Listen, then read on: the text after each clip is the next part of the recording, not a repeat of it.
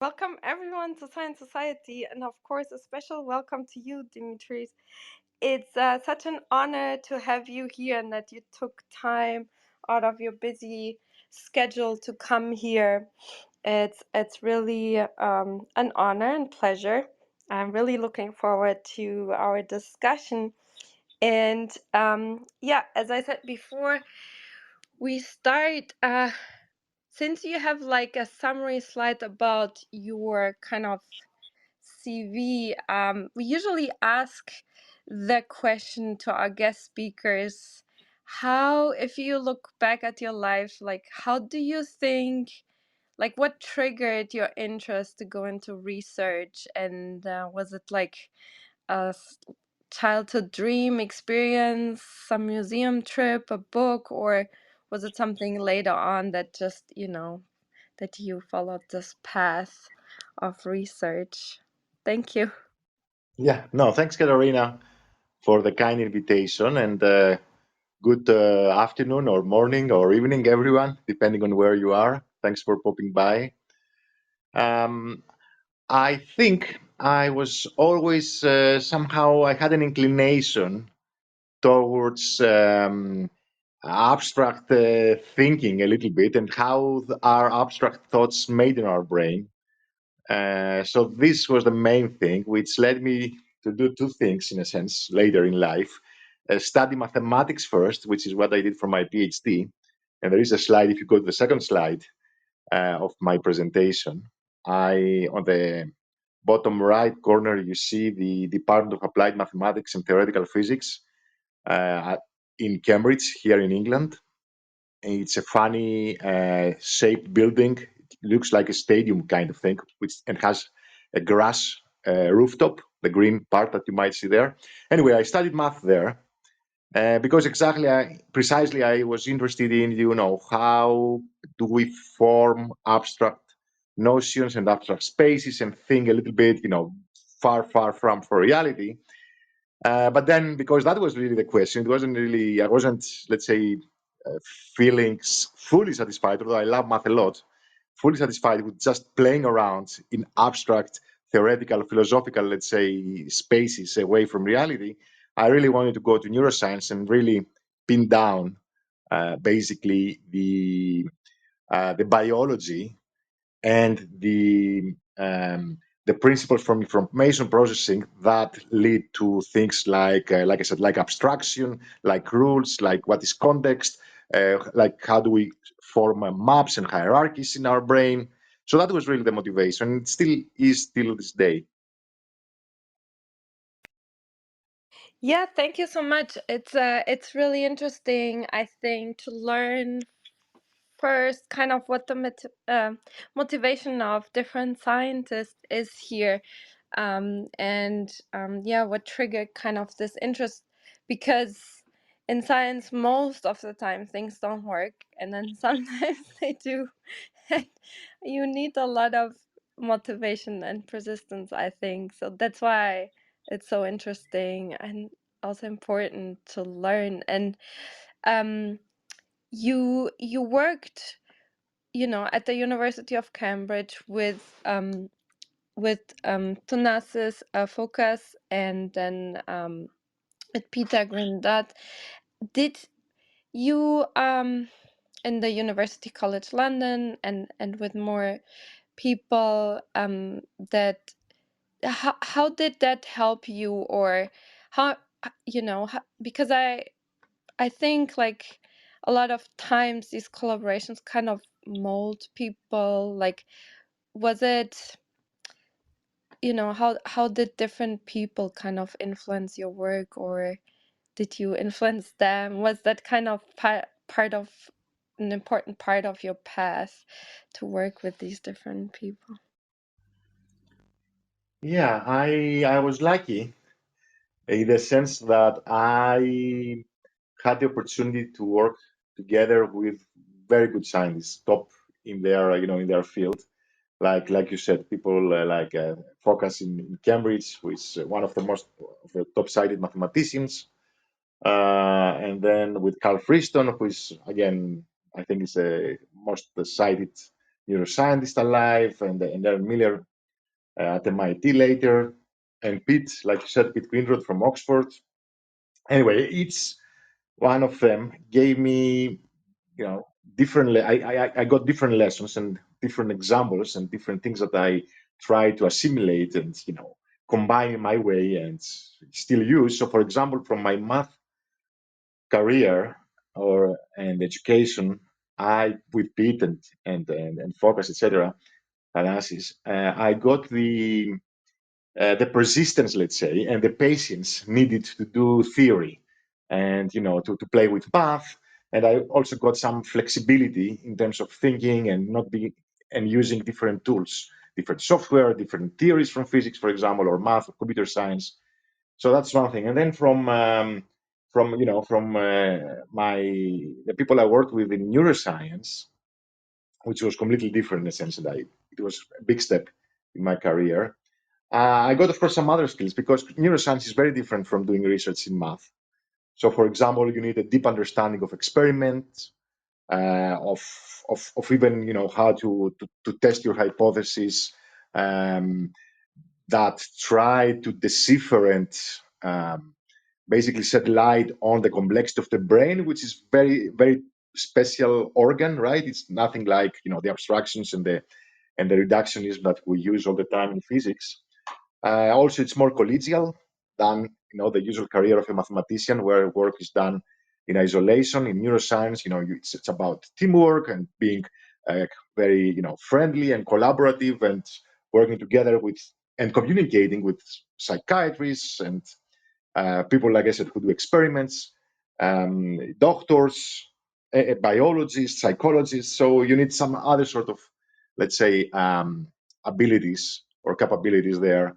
The ability to really be a bit zoom out from your narrow field and try to look at the larger picture and try to communicate the essence of the math or of your niche calculations and make them interesting for someone who comes from a completely different vantage point and has a different language, like a doctor, for example, or a psychologist. So yeah, so there was things like that that I got from from these excellent people. I was very lucky, like I said, to have worked with. And then on this slide, by the way, you see some of the people that are working or have worked with me in my methods lab in London now. Yeah, it's really interesting, and that that you say that with the zooming out, talking with different people, kind of adapting to different uh, subfields and languages. And I don't know why, but I feel like most speakers that come here, that have lately, some very successful projects and published well, most of them have at least like one person in a group like that, that is able to do that, like to integrate different fields, different theories into one project. Do you think that it's more important nowadays to be able to do it? Or I was also thinking maybe just people, they just accept to come here also because they're more flexible, to try this format out. I'm just trying to ask, do you think it's a bias, the about that people come here, that we have in the data set, or do you think that's actually something that nowadays we need to do to have like this interesting projects going? I think modern science and exciting questions necessitate or require this kind of flexible interdisciplinary approaches, thinking outside the box. And my presumption is that you have selected, let's say, or people who have something interesting to say on this, on this event, on this clubhouse.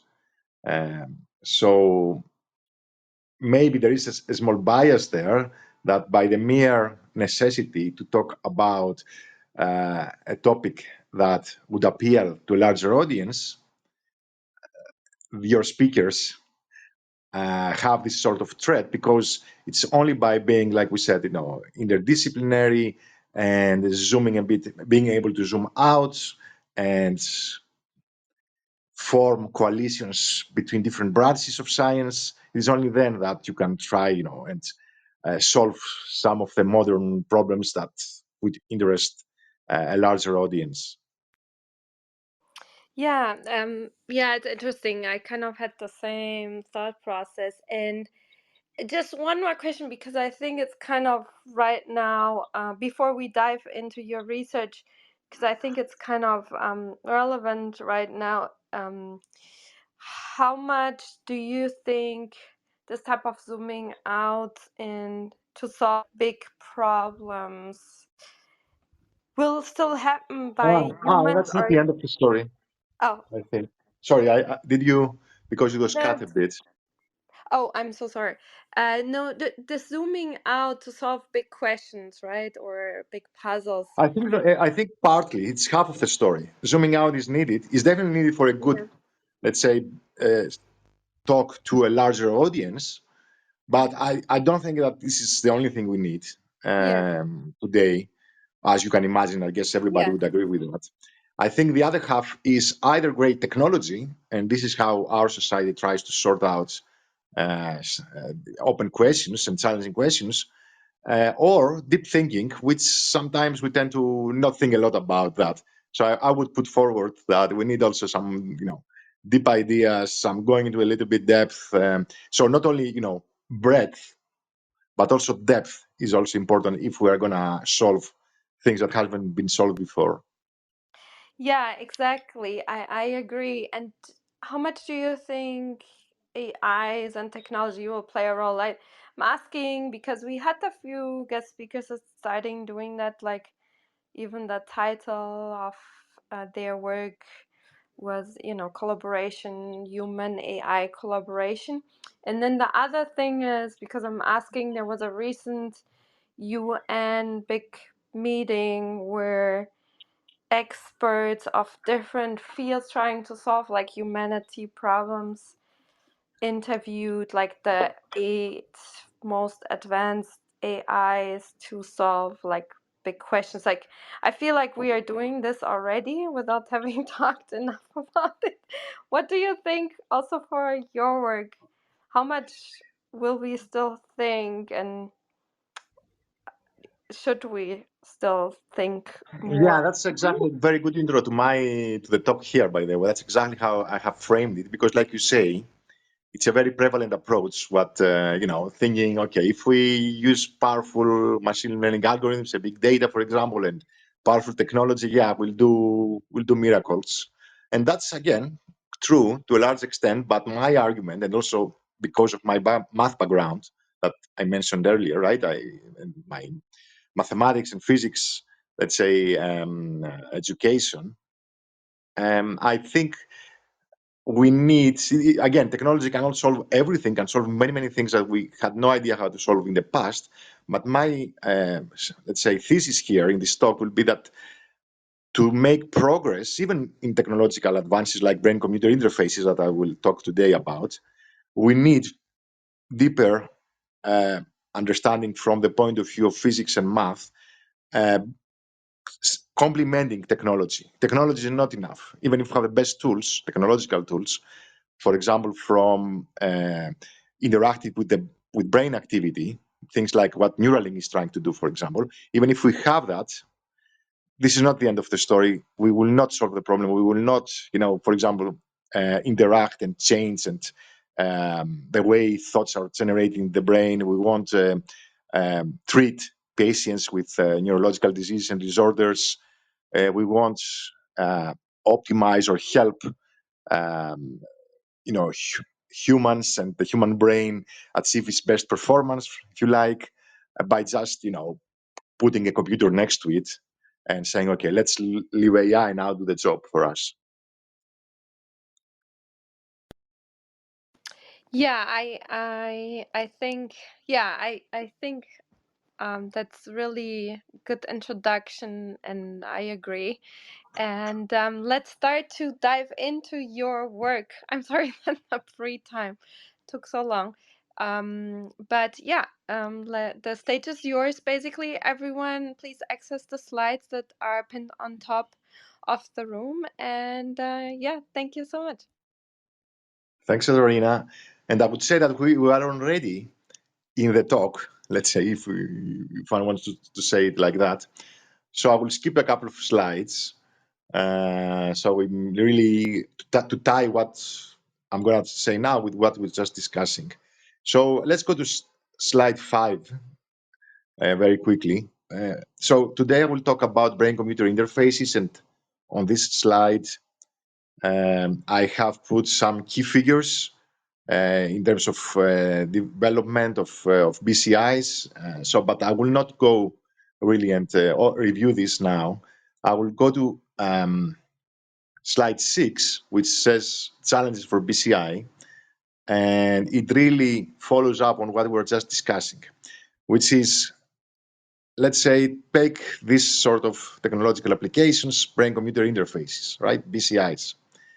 What are the problems there? What are the limitations? And what solutions do we have? And I will say, like I was just saying, that the solutions can be based on technology, and advances like neural links are important, and I'll say why in a minute. But then there is something more to it, and this will be the focus of the presentation. So first of all, what are the challenges, right? And what sort of BCIs do we have, and what challenges do they have? So what you see here on the left on this slide, these boxes, I guess everybody can see that, hopefully. On the Katarina, please tell me if the slide numbering or anything is off. So coverage is on the vertical axis, right? So then on the horizontal, on the X and Y axis, we have spatial resolution and temporal resolution. And you see a big yellow box on this slide, which is ECOG, electrocorticography. So this is a technique where we put electrodes on the scalp. And this big box means that it has excellent spatial resolution because we put lots of electrodes, excellent temporal resolution. They are relatively close to the skull, so they pick activity very fast from the neurons in the brain. And also we have excellent coverage, brain coverage, so it means that it covers a large part of, like I said, of the brain, because we put them everywhere. So this is one technique, right, of brain imaging, and the other boxes that you see here, the other colors are other techniques. Like if you look at the legend, you have EEG and fMRI and multi-electrode arrays, and the yellow is TCOG, like we said. So this is all to say that we can have basically different techniques with different resolutions and brain coverage, and usually, if you compare techniques that record activity or try to interact with brain activity that are non-invasive versus the ones that are inside the brain and they are invasive, like putting electrodes, the non-invasive ones, like EEG, for example, or fMRI that you see here, will have problems. Will have either a low spatial or a low temporal resolution. Even ECOG, of course, compared to them, has better spatiotemporal resolution, but compared to invasive recordings, again, has the same problem. Other things, other problems for non-invasive techniques, again, like electroencephalography, like fMRI, when we record activity from outside the brain, outside the skull, is that we cannot identify the sources where the neurons that generate this activity are exactly. So this is called the volume conduction effect or source reconstruction problem. And imagine now that we want to interact. This is what we try to do, right? In brain-computer interfaces, in BCIs, we try to interact and change and neuromodulate or modulate neural activity, like with TDCS. Again, that's low precision because of the low resolution that these techniques have. So cannot be very precise. There are, of course, some techniques recently with ultrasound that get some millimeter resolution, but still, if you think how many neurons there are in big patches, even of millimeter square size, still, we cannot really interact with the brain or record from the brain or read activity at this fine level of detail that we will need to have efficient devices. So what can we do? We can go now invasive, which is the next slide, right? And what you see on the left here is is a graph showing when you put an electrode inside now the cortical tissue. As you can imagine, there's damage caused. So the body reacts, you can cause inflammation. If you leave the electrode in there for a couple of days, there will be degradation of the electrode. So again, there are problems. So, and this is, by the way, what Neuralink and other companies try to do, right? Primarily, they say, I want to build the best technology, the best kind of invasive electrodes that will not cause tissue damage, will not cause inflammation, etc., and will be, very, very close and very, very small, and very, very close to the neurons, so that I have very high spatiotemporal resolution. So very good precision in my neuromodulation with minimum or zero damage of the brain. That's why, for example, Neuralink, it took them like 6, 7, 8 years, I think, or at least, I think 6 or 7 years to get FDA approval for human experiments and human trials, because, of course,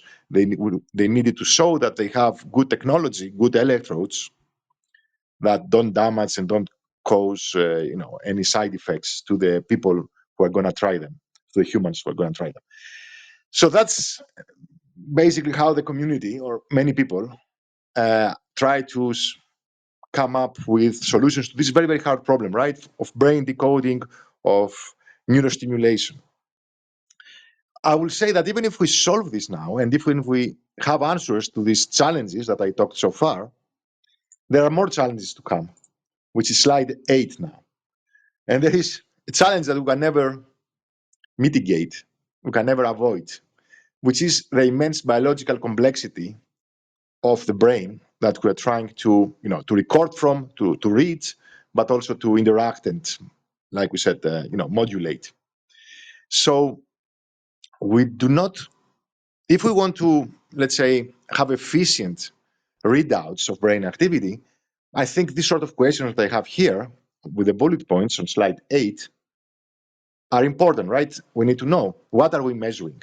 We're measuring, electrical activity, but where does it come from? What information is contained in this activity that we're interacting with, and also in the biological underpinnings and the biological, the proteins and the filaments and the microtubules, and all the cytoskeleton parts and the neurons. What sort of information is there? And then when we throw currents and try to change brain activity, how do these currents affect all this immensely complex system? So no matter how good technology we have, we can never somehow have ready-made questions for us, free questions to this, free answers to these questions. We can, of course, use this good technology to try and, answer all this, but this is not the end of the story. We need to have some theory of neurobiology. Similarly, for example, to what we have in any other physical system, right? We have devices like, I don't know, electrical devices in the lab in solid state physics, for example. We can measure different, the electric properties, etc. But then we need a theory that tells us what are the physics or biophysics behind all this. So that's basically the intro. And this is what I want to talk a little bit about so far. By the way, Katarina, I don't know, do we take questions as we go, or do we have questions at the end? If people have questions in the meantime, and then, but for now it seems like will be more in the end. But yeah, please, everyone, if you have questions along the way, just let us know. Thank you. Yeah, and if I don't see it because I'm looking at the slides, Yeah, I'll Katarina, please feel free to tell me. Yeah. Okay, so the answer to this last challenge, slide 9, that I want to put forward is biophysics. So we have the implant, we have slide 9, like I said, the neurons near the implant, right, that are affected. And what we are doing and I'm doing is we are trying to build detailed biophysical models of this biological infrastructure. And by that, I mean models that describe the morphology, the physiology, the anatomy of neurons and neural populations and brain circuits, Then there are dendrites, and we use, for example, cable theory there, and how they can group together into neural networks. And slide 10 now shows exactly, from the lab, what we're trying to describe, right? What is an elementary um, brain circuit. So if you take a brain, the rat brain, let's say a mouse brain, and you cut a slice of it, or you cut it into slices like people do in the labs every day, and you take one slice and you stain it with certain substances, you can see, like, identify the sort of neurons that comprise basically the brain tissue. And this is what you see on slide 10 on the left. And at different depths in the cortex, we have different neurons. They're grouped together more or less, as you see, at least in sensory cortices. And then we have these layers in Latin numerals, 1, 2, 3, 4, 5, etc. And you can take these results from cytoarchitectonics and build a cartoon picture like the one on the right-hand side of the slide that says laminar structure and circuitry, and you have different neurons in different colors. For example, you have these pink neurons, and they are called superficial pyramidal cells because they are pyramidal cells. They have this, characteristic triangular soma. These long axonal dendrites, axonal arbors and basal and dendrites, etc. You have these other pyramidal cells in blue and black. Basically, you have spinal stellate cells. So what I'm saying is, by looking at the structure of the cortex, we can identify different neurons that are replicated in many parts, in many brain areas, or even within the same brain area. There are lots of those, and they live in different depths across the cortex, and they are connected with each other, and they have excitatory and inhibitory effects at each other. And all this is what anatomy gives us. So having this knowledge, we can go now to slide 11.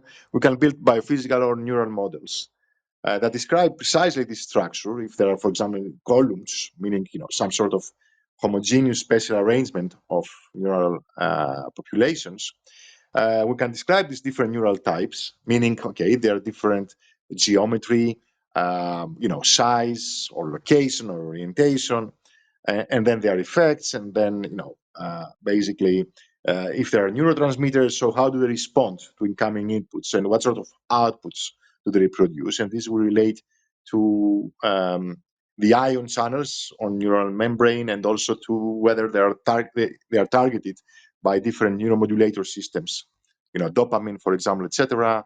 Also, if there are neurotransmitters that mediate synaptic communication, and of course, how all these neurons of the same and different populations are connected to each other. So all these things we can have, of course, it will always be a little bit simplified compared to the real world, but at least assuming that there is some sort of regularity in the brain slices, that like the one we saw before, if there are more or less similar neurons connected in a similar way, living in the similar layers across at least a certain parts of the cortex, we can say that, okay, we can have a in vitro now, or a sort of video game kind of representation of this circuitry in our computer, and build a neural model. And what sort of predictions does a model like that give us? If we go to slide 12, it gives us, for example, time series, right, from different populations. So here, what you see on slide 12, you see the same exact populations that we had before on this slice from the rat brain, for example, or the I think it's the cat brain in this case, and the cat visual cortex precisely. And so we have four populations: superficial pyramidal cells, spinal stellate cells, inhibitory interneurons, deep pyramidal cells. And then we know how they are connected because we see in our cytoarchitectonics, where one neuron, the dendrites begin and end, for example, and the somata, etc. And then we can record, even, take a slice and throw current and then record activity in the lab from these neurons, so we know how they behave, how fast they respond, for example. So we build a model that has exactly the same sort of responses. And one model that we are using and has support from different um, anatomy studies is this model that you see here, where the superficial pyramidal cells have these gamma peaks. So they oscillate around, 40 to 70 hertz. Now the peak on this slide is 55 hertz. And the deep pyramidal cells, if you now look at the bottom left, they show an alpha peak. So then this whole cortical circuit, it produces, and people have measured that also in the lab, and even in vivo with laminar electrodes in monkeys, alive monkeys, that you have basically this sort of power spectra that you record locally. If you put a very, very tiny electrode in the monkey brain, and you see the spectra at the bottom right corner, where you have an alpha peak and a gamma peak simultaneously. So this thing with two peaks. So this is the sort of predictions, the sort of biophysics we can describe, and I won't go into more detail, so I'll move on a little bit. So let's go now to slide 14, basically. So far, what we have seen is that we can have some sort of in silico, a video game kind of implementation of neural dynamics and neural circuitry with different frequency bands, for example, and responses with different, periodicity generated from different populations that are, however, connected to each other. And they have some neuromodulation properties. They have either excitatory, inhibitory effects, etc. Now I'm saying, if we want to understand the effects of brain stimulation, right, and build good BCIs, we also need to have not only models for the neural population, but also models that describe the stimulation effect, the STIM effects, the biophysics of it, which is slide 14 again. So here in slide 14, you see exactly the same idea we had before on the left. We have these neural populations now. These are these disks, blue, green, and gray. So this is like similar thing like uh, the circuit we had on the previous slide. And on top of that, we have a stimulation electrode. And what is the biophysics here? The biophysics is that we need to find a way of reconciling basically the electrical activity of the neurons that produce spiking activity, for example, with the currents that are flowing throughout our electrodes. And we need to understand, how can this be combined? But so we need a model for that. And I'll come to this in a minute. Keep it in mind. But let me show you here the experimental results. What happens basically when we throw current in these neurons, and people have measured this both with models and in vitro on slices. What happens? This is work by some colleagues that we're working with at Johns Hopkins, and it's this plot on the right-hand side, where on the vertical axis we have the change in firing rate, and I will say in a minute what I mean by change from what. Now on the horizontal axis is the pulse rate. Now the pulse rate is basically, we have pulsatile stimulation, so it's how many pulses per second. That's what you see on the horizontal axis. How many pulses per second the stimulus electrodes uses to put energy into this neural circuit. So it's an alternating current with 200 milliamperes intensity, and you see this 200 at the top of this plot. Then inside this plot, you see three curves, and let's focus, for example, on the green and the blue. The green says it's 15 SPS spikes per second, and the blue is 80. So basically, this capital S, is the 15 and 80 spikes per second, are what? Are the spontaneous firing rates of the blue and the green population. So if you didn't have anything happening, so no current from the electrodes, these neurons have some spontaneous activity, and this is its frequency. Now, when you put an electrode with a pulsatile stimulation through this electrode, with this intensity and this pulse rate, then you get these green and yellow curves or lines, which is basically how does the firing rate, the spontaneous firing rate of 15 and 80 spikes per second change as a result of different pulse rates values, basically. So this is all to say that depending on the channel kinetics and the intrinsic physiology of these populations and all their, proper biophysical properties, the same sort of stimulation that also has a range, right? Different pulse rates will have different effects. And to have an efficient BCI and efficient stimulation, we need to understand basically this interplay between the stimulation and these biophysical properties of the neurons. Which takes me now to the slide number 15, which is my claim is that we need to change a little bit our mindset and not think like many people in neuroscience think that we understand neural activity, the activity of these neurons, the blue, the green, the gray, in terms of spike rates, but we need to have a different level of description, which is the field description, the electric field. The reason is that neural activity produces fields, electrodes, pulsatile stimulation or other stimulations also produce fields, so it is at the field level that we can understand sort of, there is a common language of how the two basically systems interact. And what I saw on this current is basically how this endogenous electric field is generated.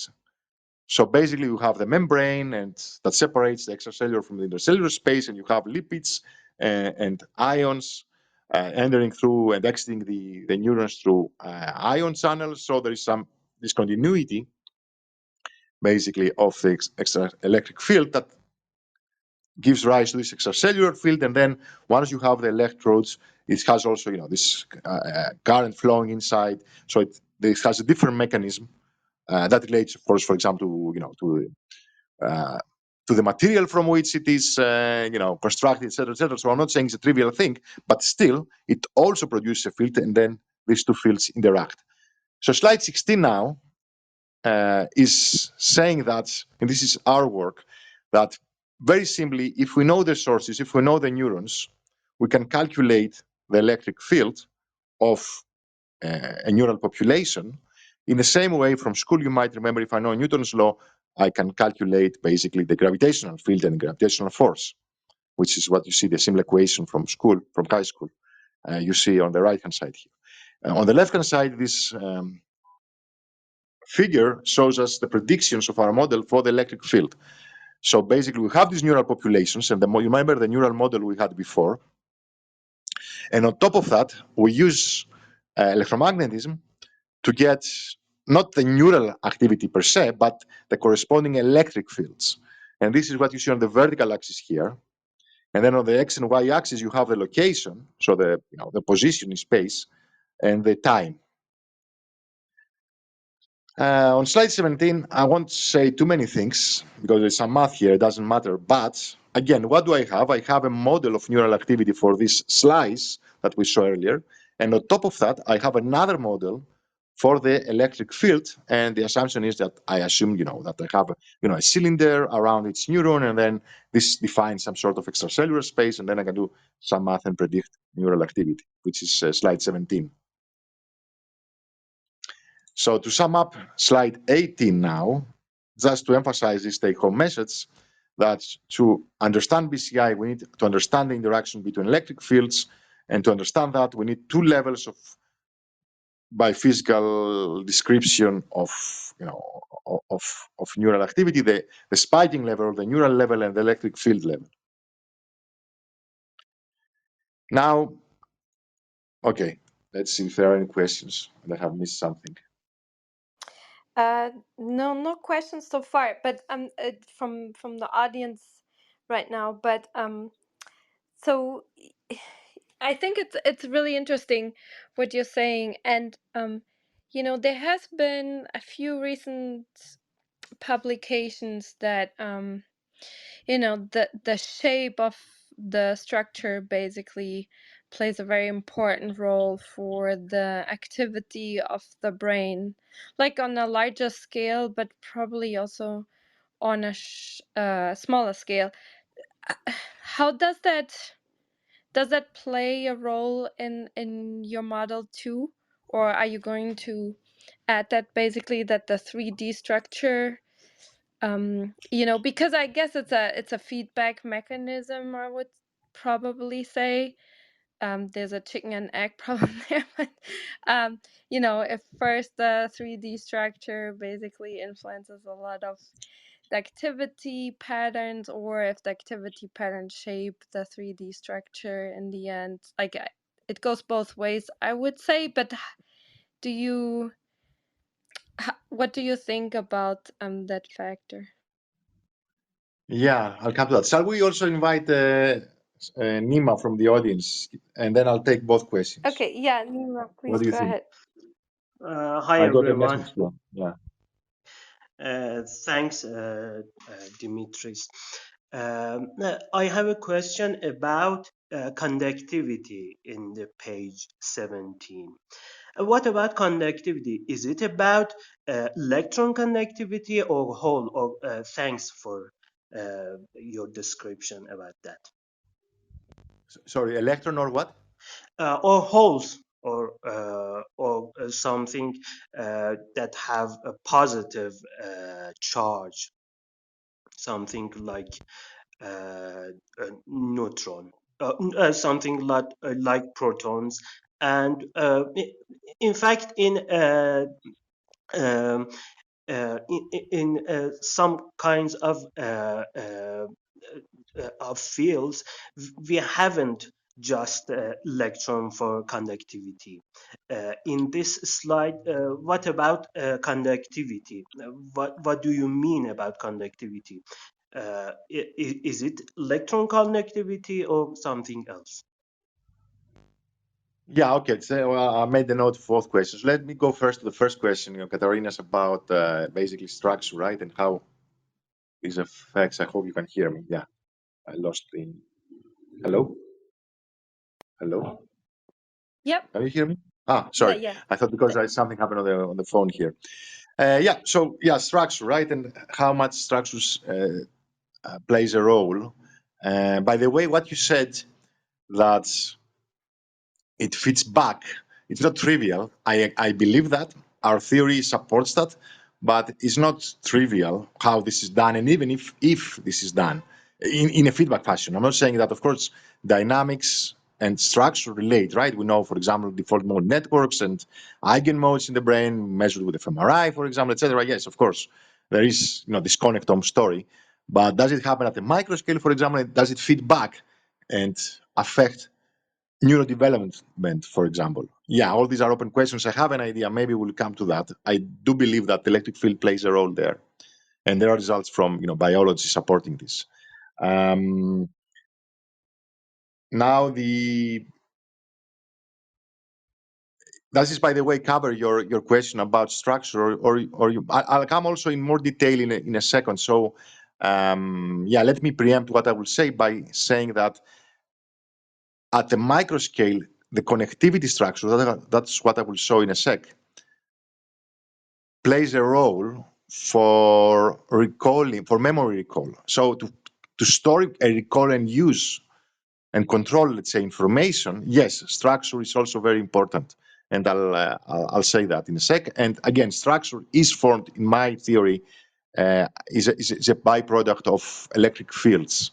So in a sense, this neural activity at the field level fits back and somehow creates and shapes structure. This is the cytoelectric coupling, basically, hypothesis. That since we'll talk about it later, but maybe you guys have seen the paper, that somehow if we want to do efficient information processing, and store, process, and manipulate information efficiently, the emerging electric field from all sources, which is not only the neurons but also the cytoskeleton, the microtubules that many people like, for example, and associated with consciousness, etc. So all these structures and these fields that come out of them need to fit back and change the mesoscale organization and the connectivity patterns in brain activity. That's the argument about structure. Now, let me go to the conductivity question also.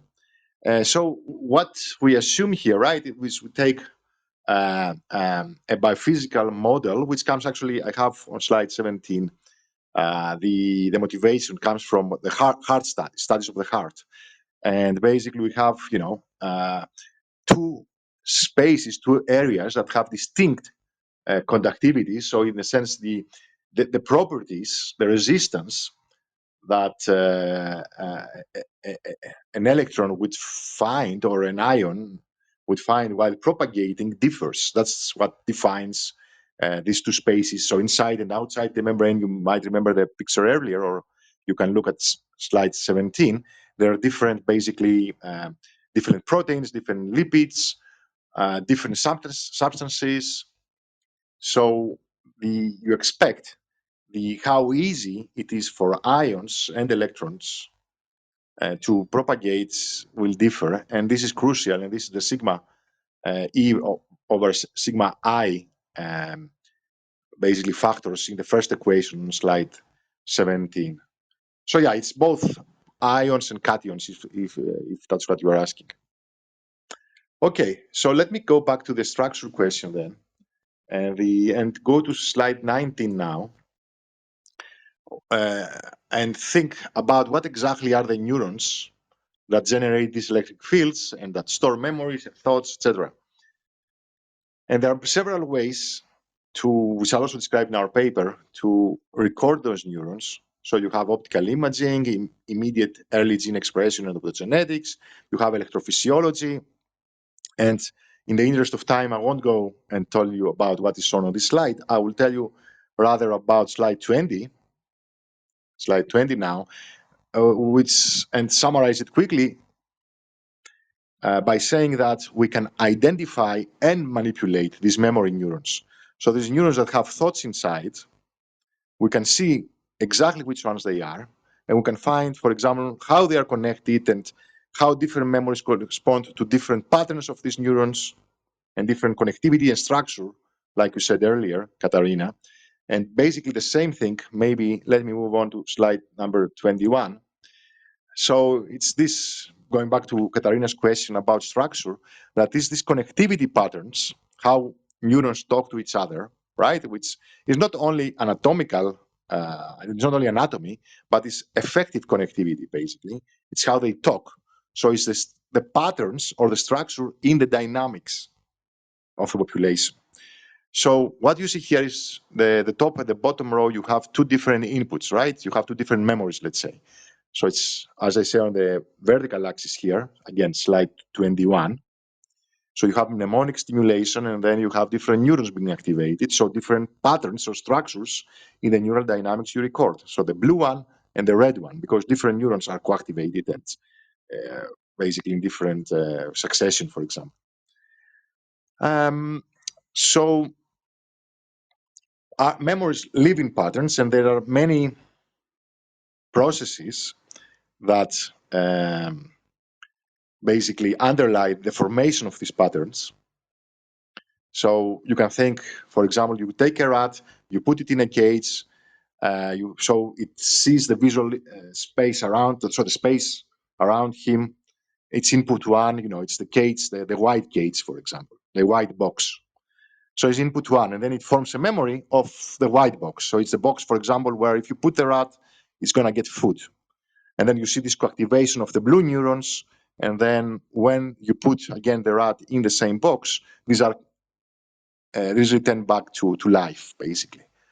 So definitely memories do not live in the neural activity per se, but in the pattern of activity. That's what we mean here. And then the red box, or the other thing, is the bottom row. To form these patterns, protein synthesis and consolidation and synaptic plasticity mechanisms like LTP are very important. So already we start seeing the effect of proteins and the cytoskeleton, which supports the connections between neurons in this. And then the question is, of course, how are these patterns formed, right? And how can we answer this question? So that's what we want to understand. Remember, going back and giving a high-level summary. I think I have a slide somewhere. Let me go to slide 24. So we summarize, and then I'll tell you a couple of things from the previous slide. Slide 24, which is the summary so far. So we have groups of neurons that represent thoughts and memories in the pattern of connections. And of course, when we use these memories, they oscillate and we have responses. Or some, doesn't mean that they are fully periodic oscillations, but there is some kind of mesoscale periodic activity. That's what I mean. And this is good, of course, for metabolic efficiency because they don't need to fire all the time, only when it's when they use the memory. And these neurons, remember, they produce electric fields. So we need to understand the biophysics, how this is happening, and we have a neural model for neural activity, and then we have an electric field model on top. And again, the reason is what are we aiming at, right? So that the BCI produces also fields. So we need to understand all these interactions, and also we need to understand the role of the electric field, and if it's just a mere phenomenon. So that's what we have said so far. So before I take more questions, let me go back to slide 22 now and tell you what we can record, right? Slide 22 from this group of neurons. So like I said, when we recall a memory, we have these neurons like the blue and red on slide 21 firing, right? And some of them they fire synchronously and oscillate coherently. And this is what we record. We record oscillations with local field potentials that people might be familiar with. And common thing is hippocampus, for example, lots of these oscillations. And this is what you see on slide 22 at the bottom. So hippocampal oscillations in different, areas of basically, and different layers. And you have the current source density estimates also. And by the way, on slide 23, we can see these oscillations also even in humans, even with MEG. That's slide 23. Okay, so let's go to slide 25 now. So how are these patterns of connectivity and all these oscillations controlled and generated and guided? So the claim that we make here is a generalization of this phenomenon of haptic coupling, this cytoelectric coupling, is that the field generated by the neurons, by the proteins, by the cytoskeleton, by the filaments, all this turns around once it's generated, right? Turns around and then guides each neuron to respond in such a way that it supports memory maintenance and recall and processing, basically. So that's the thing. So, and what is the analogy here, and why do I show this this conductor image? So I say the field is like a conductor of an orchestra of neurons plus the cytoskeleton, basically. So what is the analogy? The analogy is that assume that you want to play a song, right? To play a symphony. If you have only a violin or or a bass or any instrument, even if you have two of those, it's not possible to play a song. But if you start forming a quartet, for example, four of those or six, or then what will happen? Even if you put, and the people start training with each other, and if you put also a conductor on top, then once you do that, you'll get the stability and the guidance you need for your ensemble, in this case for your orchestra, to produce the symphony, to play the song. And the same thing happens in neurons, but there, of course, the electric field is not a different, identity. Is basically this higher level of information representation that feeds back and has top-down influences to individual neurons. So this is a functional role for a haptic coupling, and the prediction that we need a haptic coupling or cytoelectric coupling, which is the generalization of a haptic coupling when we put cytoskeleton and microtubules and proteins, etc., inside, and say, make similar arguments. So we need these top-down influences to have memories. If we don't have them, we don't have memories. If we have a network of areas that is a memory network, like we know in rats, for example, there are 50 areas like that in optogenetic experiments, then in each of these areas, this will happen. There will be a conductor, there will be the electric field feeding back to the neurons. So if we go to slide 26 now, 26, this is the picture I want us to remember from, at least from the talk so far, that we have an orchestra and we have the brain. And in an orchestra, you sit in the auditorium and you hear different sections, the violins and the piano and, the drums, etc. Now in the brain, you sit in the lab and you record from different brain areas, which are similar to the orchestra sections. And of course, you don't hear activity, but you record it with LFPs and the things we discussed before, basically. That's how you hear the symphony. And the whole game now, if we want to understand how we can change the electric field of the neurons with BCI and how we can read the brain efficiently, is really understand how, basically the interaction between the conductor and each section of the orchestra, which is, slide 27, these levels of description, the neural and the field level, and how they essentially interact. These are the two arrows on slide 27. And by the way, on slide 28, we know there's lots of evidence for FAP decoupling. I don't have too much time to go into that. I have put a slide here, but the point is that we know that the field, even the endogenous field, drives neural activity. And if we also put an external field in neurons, in neural slices, we can block wave propagation, for example, etc. And then the point of the paper that motivated our discussion today, by the way, sorry, the FAP decoupling slide is 28. I go to 29 now. I hope I'm not going too far. Let me know. The point of slide 29 is not only neurons oscillate and generate fields, but also the cytoskeleton oscillates. So, like I said, the organelles and the parts of the extracellular matrix and the microfilaments and these other proteins, tubulin and actin, basically, they all oscillate. And people, what you see on slide 29 is recordings of these oscillations, very high frequency oscillations with scanning tunneling microscopy and the Raman spectrophotometry, etc. Different techniques show that they have their own endogenous electric fields and they do have electric properties and they oscillate. And on slide 30, you see there are two, actually I can't see that on this slide precisely, but there is a video I have put here, but also you see the, I forgot now, never mind.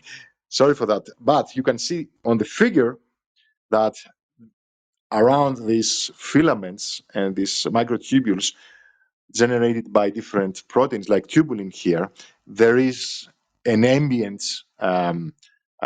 electric field generated here, depicted by this orange cloud and the red arrows. Now, if you put, how do you know that these are electrically charged? You can confirm this in the lab, and you can put one of these, you can take a brain slice, take one of these microfilaments, these small cylinders, and put it in an electric field, and you can show that it changes its structure, right? If you change the orientation, for example, like a compass. You put a compass, in the gravitational field, it changes orientation depending on where you are. You put this thing here with electrical properties or electromagnetic properties, this protein, inside an external electric field, it also changes its shape and its structure and its geometry. Same thing. So what does it tell me? It tells me that they produce electric fields and they are also affected by them. They are charged, effectively. So let's go now to once I've told you all this, let's go to slide number 31, which takes us to, again, the main topic or the focus of this presentation, which is cytoelectric coupling. And cytoelectric coupling says, as an idea, as I've already mentioned, that to have a thought, we need our brain area to produce a good enough electric field, which can be a conductor for the neurons around it, which means good enough means it can organize the components of the cytoskeleton and tune it and to process information efficiently. And of course, because these filaments and all these other structures are very, very, very small at the nanoscale, right? What we have here is a connection between the macroscopic scale, where we observe brain oscillations and traveling waves, for example, across hemispheres, and the microscopic structures of proteins and filaments. And all scales work together in concert to basically optimize information processing in the brain. That's the idea.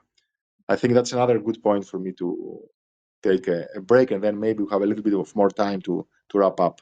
But I would like to invite questions, if there are any. Yeah, thank you. Willie joined us. I wanted to, and he posted a few things in the chat. So welcome, Willie. Ah, And really? Hmm.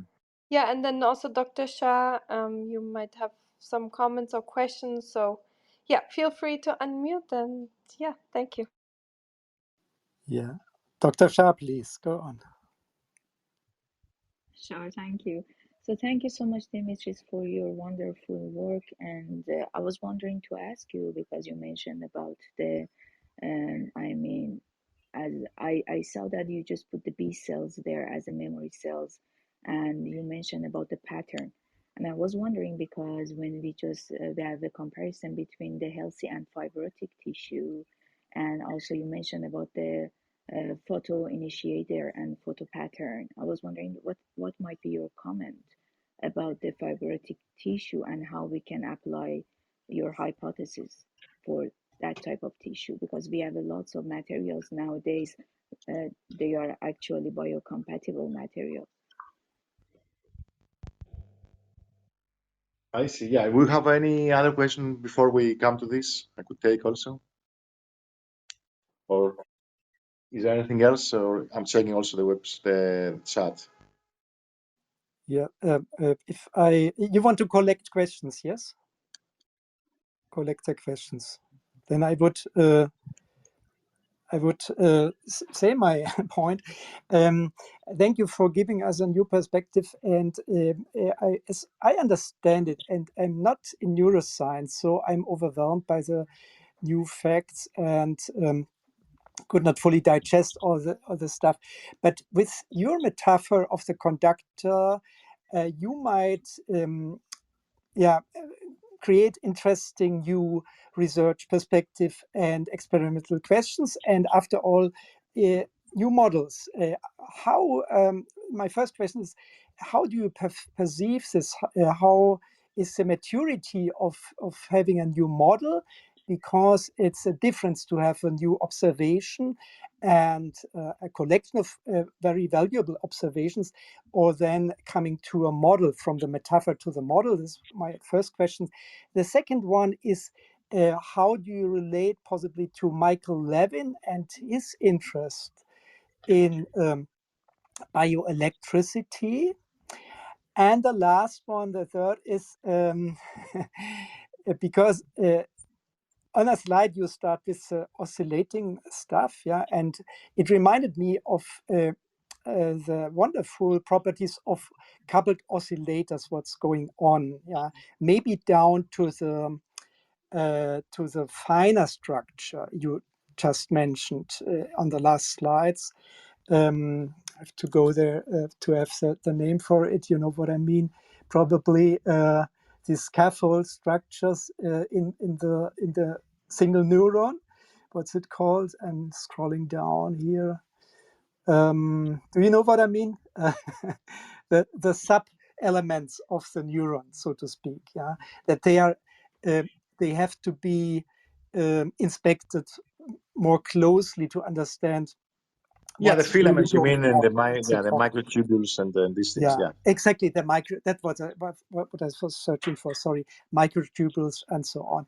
And um, my intuition is, to close here, that if you look at very primitive organism, and we see, like in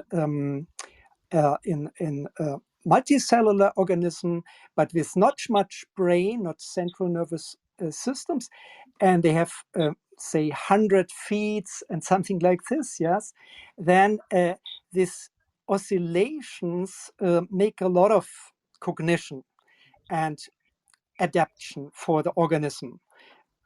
Despite there's no central brain, yeah, no central nervous system, there's a lot of possible just using the kind of nervosity and oscillation and coupling of the different neurons, probably motor neurons.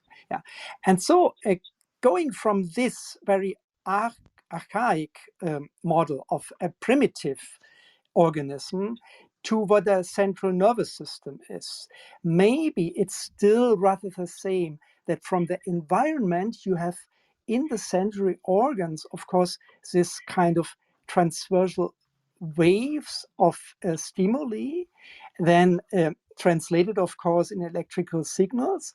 But after all, it's going back to the motor neurons, to the afferent nervous system, and is stimulating the muscles.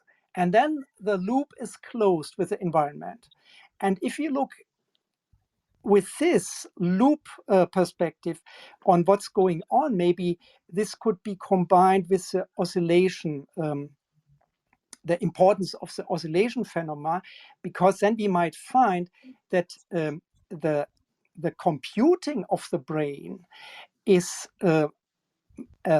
on a different scale, so to speak, between the macro and the micro level. So what we inspect now is the micro level, understanding the single neuron and the group of neurons. But maybe we still have not found the right layer where this pattern emergence and so on is happening. What do you think about it? Is it stupid, or is it a possible perspective on it? Thank you. Thanks. Yeah, thank you for these questions. Let's see. So, by the way, going back to the question by, and then 1 second. So the earlier question by Dr. Shah, I guess if I remember correct, right? Do I pronounce her name? You're right. Yeah. Yeah. Yeah. So going back to that question, just to start with this first one. So you're now talking about cases where the brain tissue would have some damage. Is that what you meant? Yeah, it's fibrotic stage or Sorry? mechanism. Fibrotic stage or mechanism can be applied for the brain. Fibrotic, you Yes. said, right? Fibrotic. Correct. So I guess this FIBRO, just making sure I'm Yeah, hearing the correct fibrosis, word. fibrosis, fibrotic. Yeah, Whatever. sort of thickened, let's say, or some tissue which is altered somehow. Is that what you were saying? Yes. More Which could gradient be and more a result of concentration neurodegeneration, I guess. Is that what you? yes. You can just answer me based on this. Yeah, no, sorry, and also the sound is not great, but on my end, but never mind. So yeah, so if let's say there is a problem, which also links, yeah, let's connect it to the question about Mike Levine's work, with whom we have been, initiate some discussion. So the question is, right, how does basically neurodevelopment and formation of new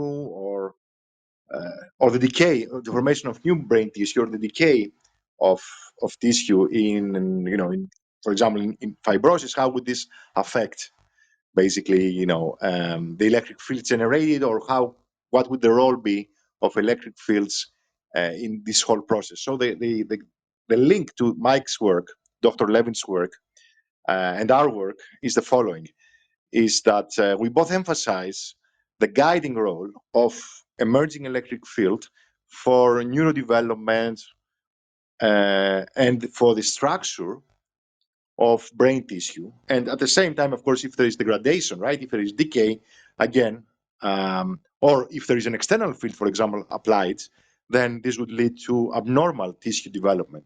So it would lead into, pathological cases like fibrosis. So the similarity between their results and our results is that we both believe that the interaction between fields and neurons and microscale is a two-way thing. So it's both ways. It's like a two-way street, which also assumes a common assumption or conclusion, I would say, in our mental picture, that there are distinct levels. So again, if you ask a neuroscientist, let's say an electrophysiologist, some of them might say, look, the neurons and the fields are the same thing. If I know the neuron, it spikes, it generates some activity, some potential around it, the extracellular potential that I record with my electrode, it's the same thing as its activity, same as thing as its activity. Let's say Mike and we and other people, I guess, say that no, these are two different things, and many interesting phenomena come out of the interaction between these two levels. and indeed how we learn, how we form connectivity patterns, how we form, memory ensembles. This is our work in the brain. Depends crucially on fields generated not only by neurons but also by other structures, right? This is cytoelectric coupling hypothesis. Mike's work says electric fields are important, for example, and affect structure very well. If I want to have limb regeneration, I need to find and expose the amputated, for example, leg of the frog into the appropriate electric fields, which will nurture it and will lead to somehow limb regeneration. Same thing with fibrosis, for example. It will have an effect, maybe a therapeutic effect, if I have the right electric field. So I think I've answered a couple of questions here. Let me go to the other ones, which is, how do we go from observations to models? That's a very good question. Some people, and actually there was a Twitter discussion today that I also participated, for those of you who are on Twitter, where we're talking about similar ideas. So some people say, I basically, to believe your model, I need to have an experimental confirmation of this. So I need to know everything more or less. And then I just build a model supplementary to it to describe what my observations tell me. What I say, at least, very succinctly here, since we don't have time to go into this whole discussion that took a day on Twitter or something like that, is that I want to use models to predict observations. Like this cytoelectric coupling is a hypothesis because we cannot predict everything. We cannot predict basically, the microtubules and how they oscillate at the same time, where the monkey remembers something and we record LFPs. So we cannot have these simultaneous observations. We can have partial observations, right? That's what I showed you. I showed you LFP oscillations. I showed you microtubules with spectroscopy, for example, and other microscopy techniques. That's what I showed you. I showed you partial results, and then I have a model and a theory that unifies all of them and makes predictions and says what? That all these things that I observe partially will coordinate so that the brain does its job. And the way they coordinate is through electric field. But of course, I don't measure it. I predict that that will be the case. I measure parts of it again. So that's the other question. I think, and then the other thing about the motor control. The motor, this is one way, motor commands, right? And motor cortex is only one output of the cortex, a very important one, a very important way we interact with the environment. But I would say not the only way, obviously, right? When we are embedded, an intelligent agent is embedded in a milieu, it interacts with it all the time, and basically there are so many different ways. But I would agree in general with your, this loop and the way you describe it earlier. And I think, last comment, that yes, this information processing and this interaction and this loop happens at all scales, and this is exactly at the core of the cytoelectric coupling hypothesis, that it's the link and the coordination between microscopic and macroscopic activity that leads to intelligent behavior simultaneous in a coordinated fashion. Okay, so I think so. Katarina, how much time do we have? Well, it depends more how much time you have. We have all the time.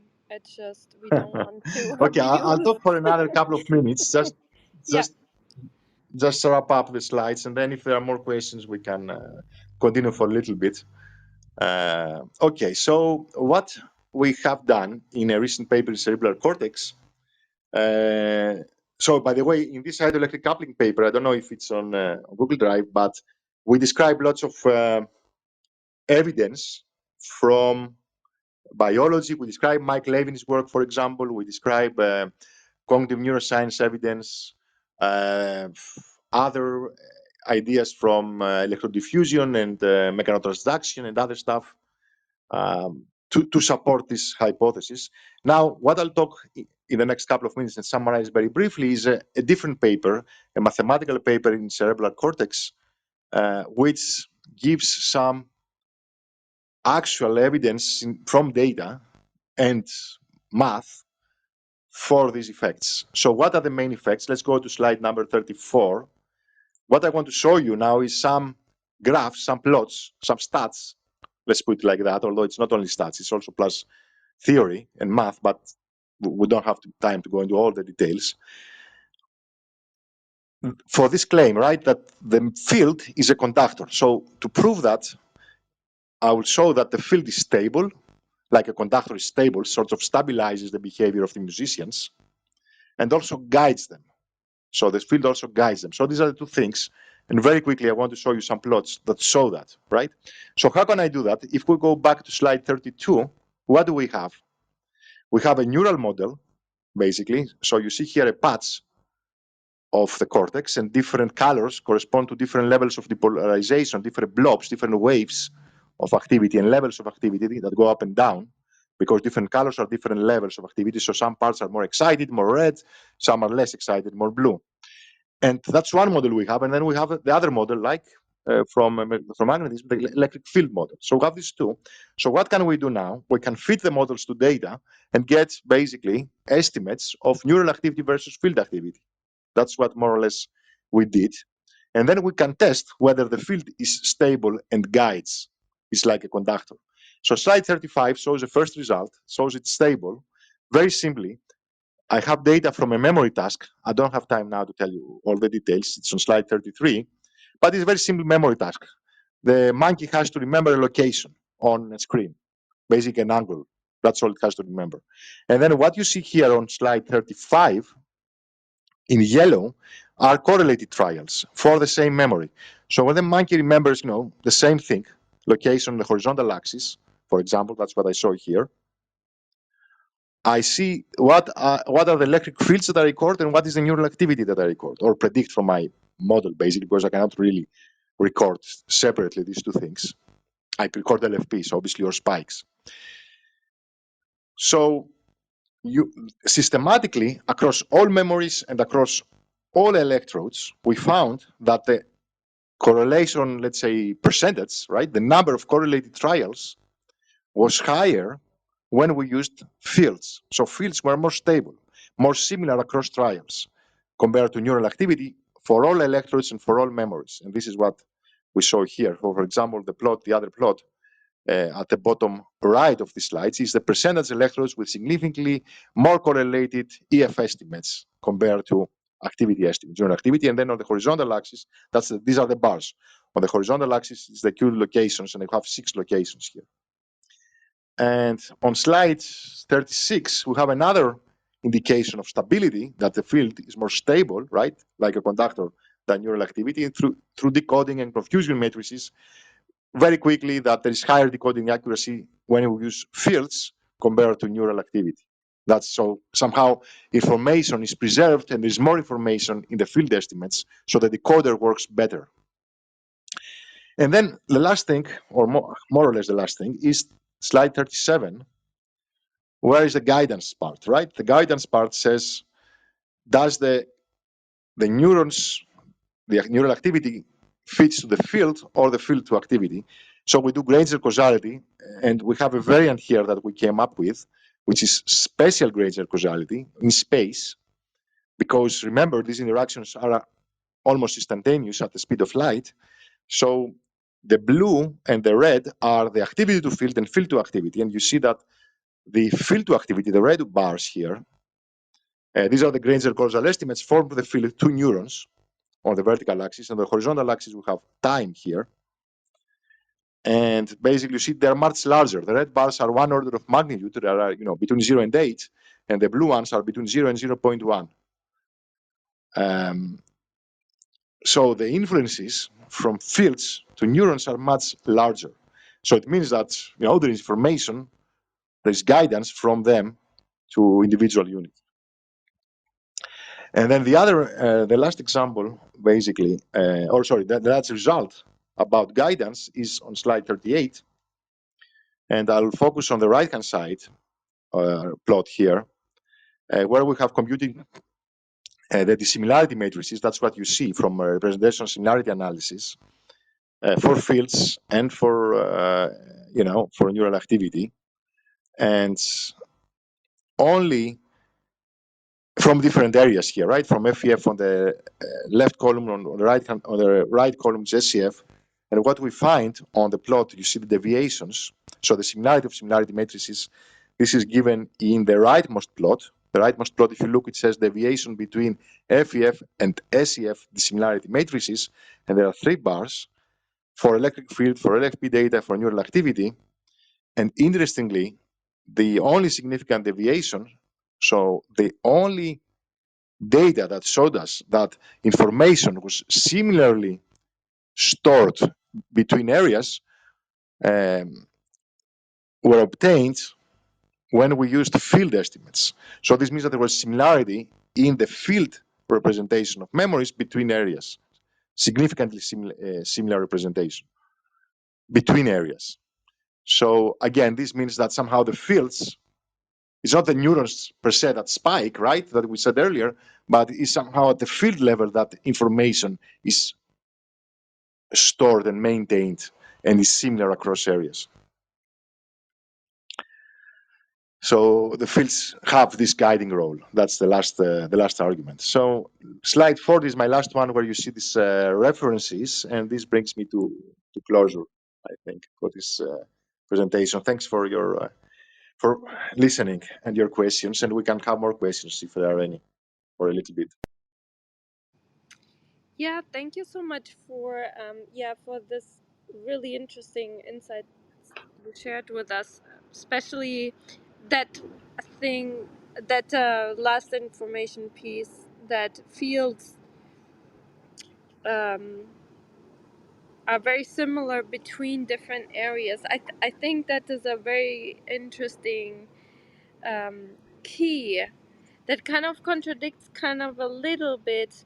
And I shared the paper in the chat. It's more up. It's a Nature paper that recently came out, where researchers kind of defined that each human brain has kind of a eigenstate. They kind of compared it, let's say, the shape of a violin, like to just explain it very broadly, has, you know, an influence on how, on the frequency and the sound, of course, and they kind of explained it in that way, that the same is true for a brain, like the 3D shape um, kind of influences basically the eigenstate or the frequency of the activity then in the brain.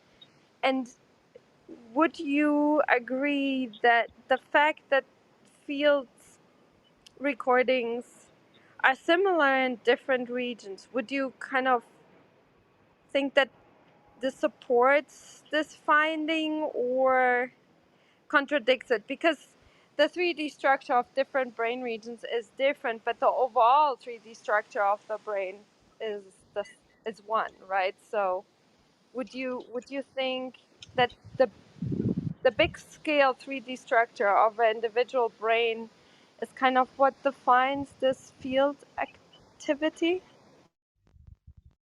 I mean, it's generating it, but actually, yeah, let me take a step back and emphasize that what this last result shows is not necessarily similarity in the structure, right? It shows similarity in the way in memory formation is represented between areas. So the idea is, because especially, and actually, I can tell you this, which I didn't mention during the talk, although it's on the slide, but we're going a bit, we went a bit fast, not too fast, but so there is very well-known phenomenon called representational drift.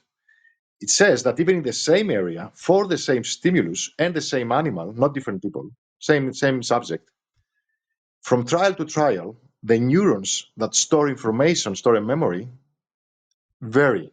So that's a drift. That's why the representation drifts. And now the result we saw on the last slide is that information is similar at the field level, not the neural activity level, between areas. Okay, so these are two distinct results. One relates to trial by trial variability in the same area. The other says, okay, what about across trial, let's say, average similarity? across trial similarity between areas. It's different things. But here is why the fields provide solution to both. So basically, the last result says that I have similarity at the field level. Something is more, special about it, more organized somehow, more systematic. And this conclusion from the last result, which is basically what we found with representative similarity analysis, also fits very well, if not explaining, because it's hard to say that that's the only reason, but at least is consistent and gives a plausible, maybe partial explanation of the other effect of between trial variability in the same area for the same stimulus. This representational drift. How is it so? From basic laws of electromagnetism, we know that we can have multiple neurons, multiple musicians playing the same song. Let's say if you have an orchestra and a couple of people are sick one day because of COVID, you can have two other people replacing them, and the symphony, more or less, the orchestra will play the same symphony, the performance will be more or less similar, the memory will be similar, assuming that, of course, all the other neurons more or less are the same, and you have the same conductor. And if you talk to musicians, by the way, in orchestras, you can hear them saying that if the conductor changes, the whole orchestra, it's like a coach, right, for a team. If you change coach, the team doesn't do well, the football team, you change coach. Same thing with orchestras. Same thing with electric fields. So, again, the structure itself, which neurons are exactly there, right? If you lesion, let's say, a small part of the parts, doesn't matter that much. You have redundancy. You can replace one neuron, one musician with another one. But if you have the same conductor, the same field, then you can have the same memory. And this is why when we compare now two orchestras, right, for the same song, FEF and SEF, to the areas, it's at the field level that I find similarity on slide 38 using the representational similarity analysis. So that's how it all fits together, I hope. Yeah. Yeah, I think it's really interesting because from different levels of function of a biological system, we had different researchers here from molecular biology that look at epigenetics and then folding, 3D folding, and what function these codes basically have. And what I think was really interesting, if you compare from cell to cell, there's always a redundancy, a certain amount of redundancy, how cells get to the result of making that protein, and taking over that function. I think it's interesting to see that these sort of flexibility, which kind of, I would say, is a built-in resilience mechanism. I don't know if you agree that it's true for so many levels, from like the absolute, tiny molecular level up to field potentials. Would you agree that this is kind of seen nowadays, like with new results all across fields and scales? Yeah, we definitely see that. And in a sense, that's at the core of this hypothesis of cytoelectric coupling, that you have microtubules, and different protein filaments oscillating at different frequencies. If you go to slide, basically, what slide was that? The spectroscopy results, slide 29. That's what it shows, right? It shows oscillations with different energies, different frequency ranges, different, in a sense, temporal scales, and different spatial scales. And Yeah, so there the is, thing is, at this scale, there is redundancy, and there are people talking also about something called, in complex systems theory, self-similarity, essentially, that there is some kind of scale invariance, for example, in the energy that exists at this scale. So yeah, things are replicated across scales. I would agree definitely with that. yeah, so what I'm leading to is to going back to Dr. Shah's question action for treatment and when there are disorders for treat disorders. I kind of nowadays to think that doing analysis on for an n of one, having more and more data from one person, like one individual human across lifespan, maybe in the family also, like cross generational. Do you think that will become more and more important to actually find, especially for mental health, more complex problems, that it will become more and more important to have larger data sets for an individual to come up with solutions? Because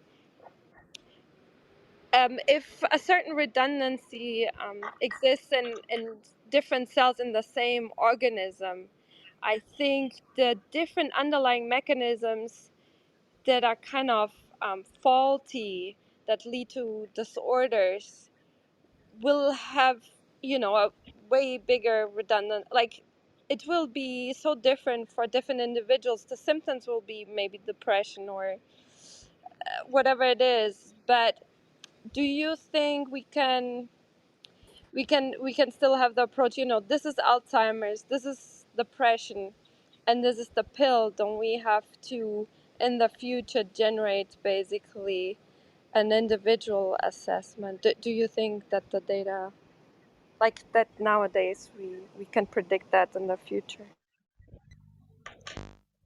I mean, we have been doing work along these lines that you just described, which is, and other people, of course, but I'm saying biophysics, again, is not the end of the story, right? I'm claiming that it's important, but big data and, coming up with biomarkers, that's how we basically come up with biomarkers.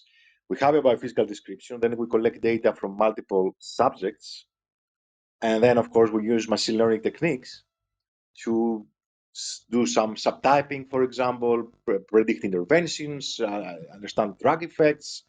Uh, we definitely, especially if you're talking about individual variability, right? Different brains and different pathologies that, there is some kind of multi-potentiality there, multi-causality, so different causes, same symptoms or the other way around.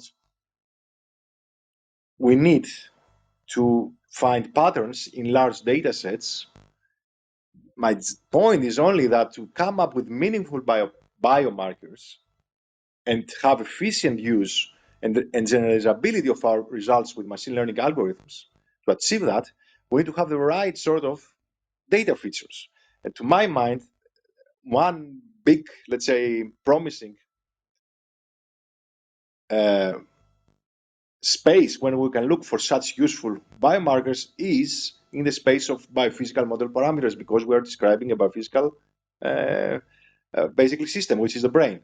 So what I'm saying is, if you go and just look at big data and, I don't know, time series of neural recordings or optogenetics or whatever, or spectroscopy, and just say, okay, I'll put all these patterns there and I'll let the algorithm do everything for me, I would say that, okay, maybe you find a solution, maybe you don't find. Another way, maybe smarter way to do more or less similar, to play a similar game, is put first some biophysical model to describe, to get some sort of principles, right? Like the ones we saw to get, this this afternoon or whatever in your time zone.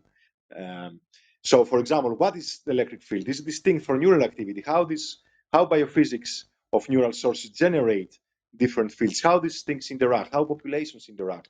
How this interacts with the infrastructure of the brain and the microtubules, etc., etc. So, put all this information there, and then, of course, do the same thing across individuals, and then use model parameters as biomarkers, basically. That's how I would Yeah, see this going I, forward.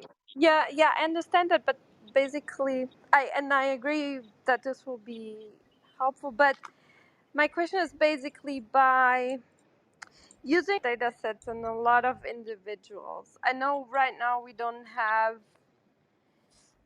enough knowledge yet to skip. Like we have to first. Don't you think in the future we shouldn't do that anymore because we are diluting maybe details or overseeing details, because we always look what's significant in a large population. Maybe, of course, we'll find biomarkers that are kind of conserved throughout humanity, let's say, but to actually lower the depression in the future in an individual, we can use insights from large data sets over from large population to dilute out, like we will skip over what's wrong in that individual because it won't be significant. The signal of a biomarker in that individual won't be a significant signal for a large population. That's what I mean. Shouldn't we basically have larger data sets from N of 1? Basically, that's what I'm asking. And do you think with this type of approach, with having biophysical data, blood biomarkers, all kinds of different biomarkers, um, in the future, that we will get there? Because I think that's the problem why we can't cure any mental health disorder right now. It's because exactly that problem, that there's a redundancy in the system, and for sure a really big one in the brain, how we get to different memories, thought process, and so on.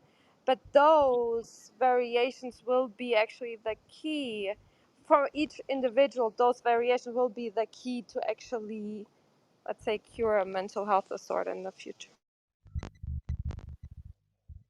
I guess you can you can imagine what my answer will be. My answer will be that we need to understand. I think a large part of the limitations you're describing are due to, okay, on the one hand, maybe computational power or noise or whatever else, but more deeply due to our limited understanding of the mechanisms themselves with regard to biology. So because you say, okay, there is individual variability, yes, and of course there's such a complicated thing, the brain, so it can vary, the size can vary, the density can vary, I don't know, the architecture itself can vary, the chemicals, even within the same person, maybe from time to time there will be some variability because, I don't know, of subcortical influences, for example, and arousal or whatever you want. So there's so many moving parts.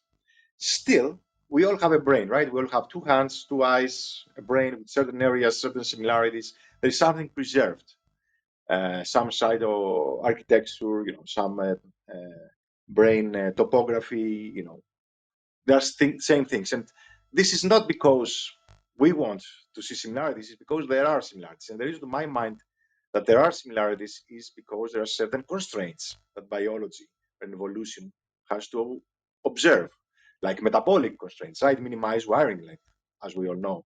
Minimize, energy consumption. Find efficient, use of chemical energy and how this creates basically, I don't know, blood flow or neural activity. So there are conserved, there are general biological mechanisms that are used to build and maintain all brains. So if there are pathologies, it could be that they have a common source, a common mechanism going wrong of this sort, right, of a biological sort. Of course, you can say, yeah, maybe some individual has something very specific happening to them. Yes, I can't preclude that. But my guess is that even to arrive at this n=1 kind of thing, having a good understanding of the general mechanism is necessary. And yeah, I guess that would be my answer to your point there.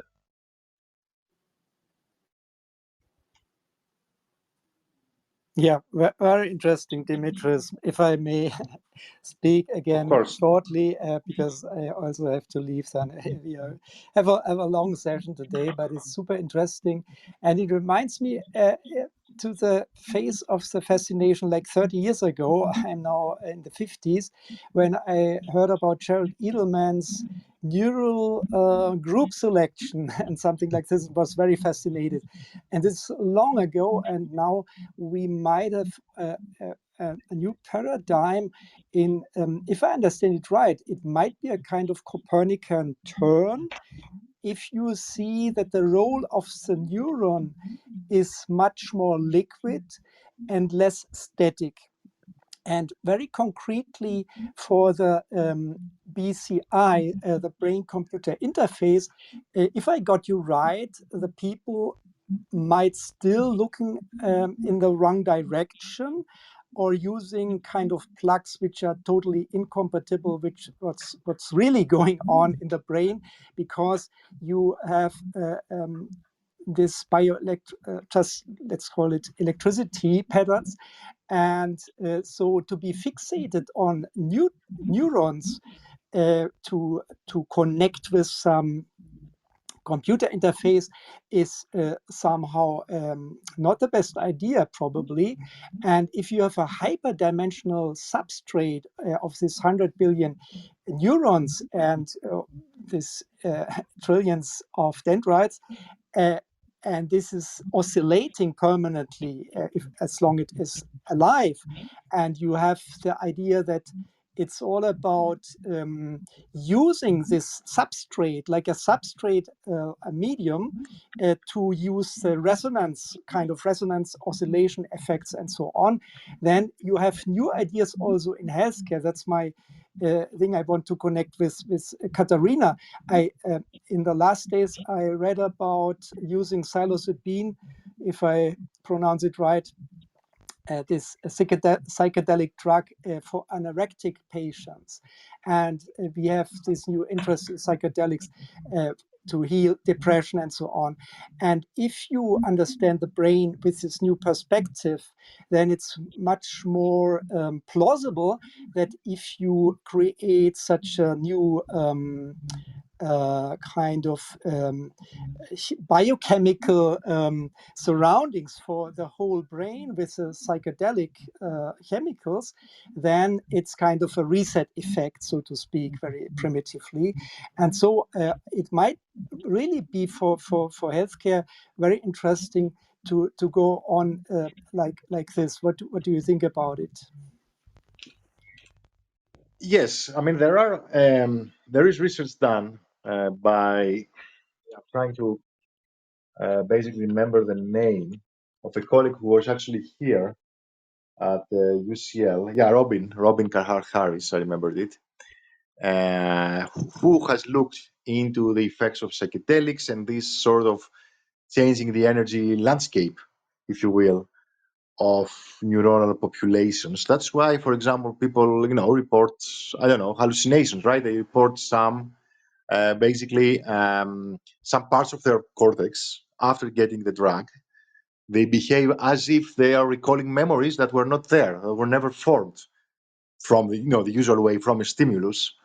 So I think this is a useful and actually getting more and more popular manipulation. Number one, to test basic experimentally all these effects, and second, because it points exactly to the important role of the infrastructure in the brain, right, and how these energy states change for different memories, for different. This is now fictive memories. Actually, this sort of illusions that we're talking about. But again, it's very, very similar. If you look at theories of perception, like, I don't know, the Bayesian brain and how they're reconciled with theories of memory function, even memory itself is thought like fictive, basically fictive prediction. So fictive, let's say, when I have a memory, is like seeing something in my mind. And we know that the more or less similar kind of algorithms and mechanisms, if you are a Bayesian, for example, can be applied. Same thing here, right? Uh, we're talking about psychedelics, and they induce some sort of fictive memory. So the mechanism might be again very similar and very, dependent on different laminar structure and different populations at different depths, similar to the model we saw, for example, earlier. So yeah, I think going back to the BCI question, right? How do we build efficient BCIs. I'm not saying we shouldn't plug electrodes in the brain. I think that's the best bet because it's electric field that, to my mind, guides even the biology, even the microtubules, for example. But there are good arguments for that, right? Because that's how cognition emerges at the mesoscale out of neural activity.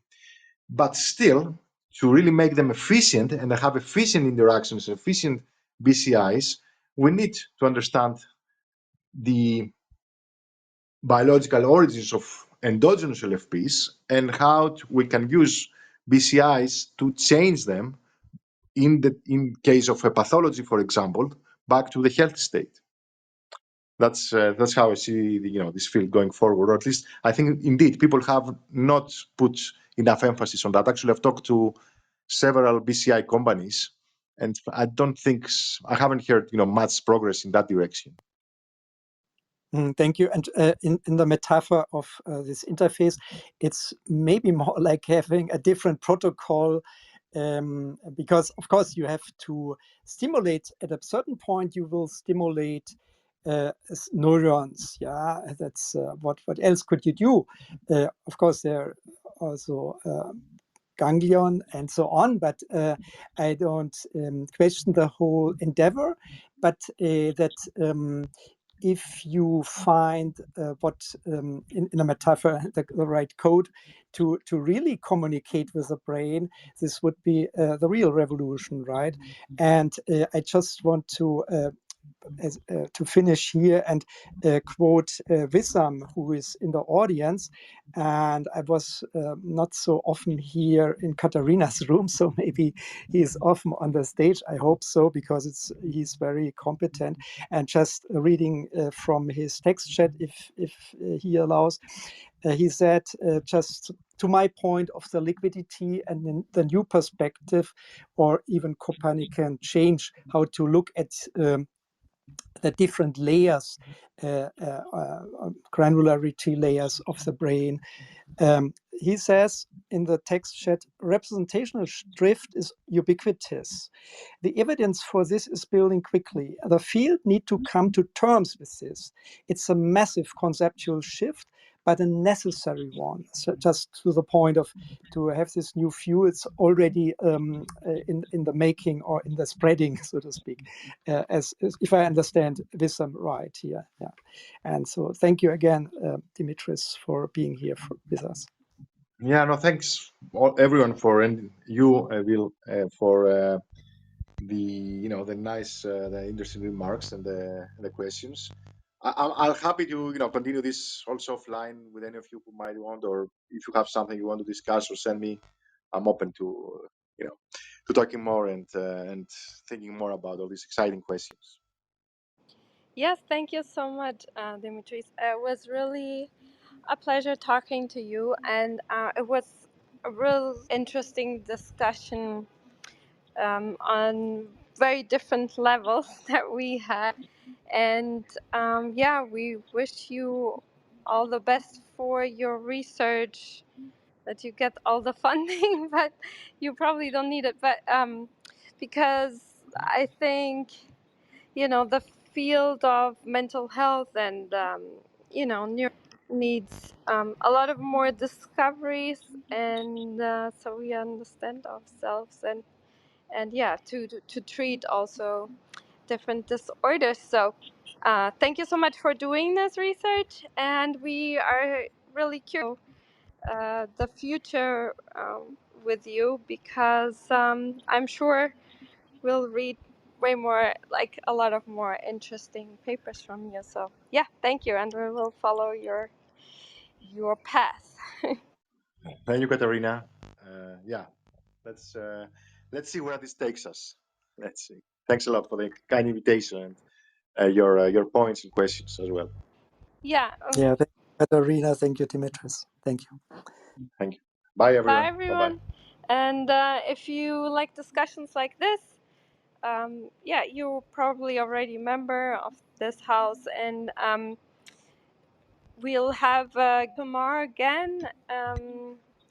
We'll talk about volcanoes and his research into different regions and volcanic activity.